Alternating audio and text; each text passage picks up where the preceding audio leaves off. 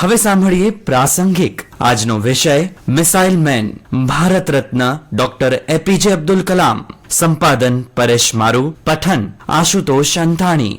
27મી જુલાઈ એટલે પૂર્વ રાષ્ટ્રપતિ ભારત રત્ન ડોક્ટર એપીજે અબ્દુલ કલામનો સ્મૃતિ દિવસ છે. ડોક્ટર એપીજે અબ્દુલ કલામનો જન્મ તારીખ 15મી ઓક્ટોબર 1931ના તત્કાલીન મદ્રાસ રાજ્ય હાલે તામિલનાડુના રામેશ્વરમ તીર્થસ્થળ પાસેના પામ્બન દ્વીપ પર થયો હતો. શાળા જીવનમાં કલામ એક સરેરાશ વિદ્યાર્થી હતા, પરંતુ તેમની શીખવાની ધગશ પ્રબળ હતી. ખાસ કરીને ગણિત વિષયના અભ્યાસ પાછળ ઘણો સમય વ્યતીત કરતા. શાળા જીવનનો પ્રાથમિક અભ્યાસ રામેશ્વરમમાં જ પૂર્ણ કર્યા બાદ તેમણે તિરુચિરાપલ્લી ખાતેની સેન્ટ જોસેફ કોલેજમાં પ્રવેશ મેળવ્યો. 1954માં તેમણે ભૌતિક વિજ્ઞાનમાં સ્નાતકની પદવી મેળવી. 1955માં મદ્રાસ હાલે ચેન્નઈ ખાતેની મદ્રાસ ઇન્સ્ટિટ્યૂટ ઓફ ટેકનોલોજી MITમાં એરોસ્પેસ ઇજનેરીના અભ્યાસ માટે પ્રવેશ મેળવ્યો. તેઓ ફાઇટર પાયલટ બનવાના પોતાના સ્વપ્નને ફક્ત એક સ્થાન માટે ચૂકી ગયા હતા, કારણ કે ભારતીય વાયુસેનામાં 8 સ્થાન ઉપલબ્ધ હતા, જ્યારે તેઓ યોગ્યતા સૂચિમાં 9મા ક્રમે હતા. 1960માં મદ્રાસ ઇન્સ્ટિટ્યૂટ ઓફ ટેકનોલોજીમાંથી સ્નાતક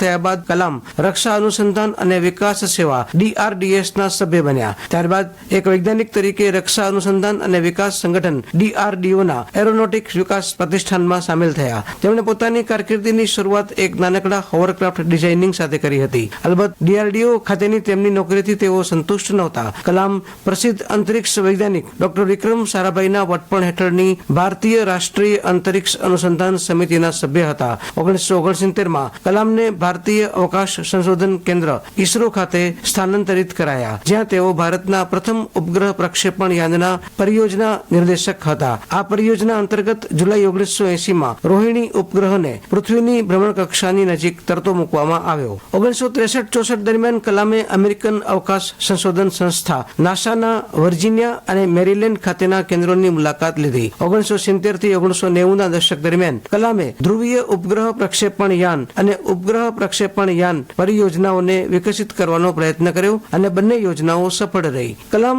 દેશના પહેલા પરમાણુ પરીક્ષણ સ્માઇલિંગ બુદ્ધાનો હિસ્સો ન હોવા છતાં રાજા રમન્ના દ્વારા ટર્મિનલ બેલેસ્ટિક અનુસંધાન પ્રયોગશાળાના પ્રતિનિધિ તરીકે પરીક્ષણ નિહાળવા માટે આમંત્રિત કરાયા હતા. 1970ના દશકમાં કલામે અન્ય બે પરિયોજના પ્રોજેક્ટ ડેવિલ અને પ્રોજેક્ટ વેલિયન્ટ અંતર્ગત ઉપગ્રહ પ્રક્ષેપણ યાનની તકનીક દ્વારા બેલેસ્ટિક મિસાઇલ તૈયાર કરવાની ઈચ્છા વ્યક્ત કરી. કેન્દ્રીય મંત્રી પરિષદની અસ્વીકૃતિ છતાં તત્કાલીન પ્રધાનમંત્રી ઇન્દિરા ગાંધીએ કલામના નિર્દેશનમાં પોતાની વિવેકાધીન શક્તિઓનો ઉપયોગ કરીને આ અંતરિક્ષ પરિયોજનાઓ માટે ગુપ્ત અનુદાનની ફાળવણી કરી. તેમની શોધ અને શૈક્ષણિક નેતૃત્વએ 1980ના દશકમાં તેમને ખૂબ જ પ્રખ્યાતિ અને પ્રતિષ્ઠા અપાવી. સરકાર તેમના નિર્દેશનમાં આધુનિક મિસાઇલ કાર્યક્રમ શરૂ કરવા માટે તૈયાર થઈ. કલામ તથા રક્ષા મંત્રીના વૈજ્ઞાનિક સલાહકાર ડોક્ટર VS અરુણાચલમે તત્કાલીન રક્ષા મંત્રી R વેંકટરમણની સલાહ પર એક પછી એક તબક્કાવાર મિસાઇલ પરીક્ષણને બદલે એક સમટા મિસાઇલ પરીક્ષણ પર કાર્ય કર્યું. આ પરિયોજના એકીકૃત ગાઇડેડ મિસાઇલ વિકાસ કાર્યક્રમ માટે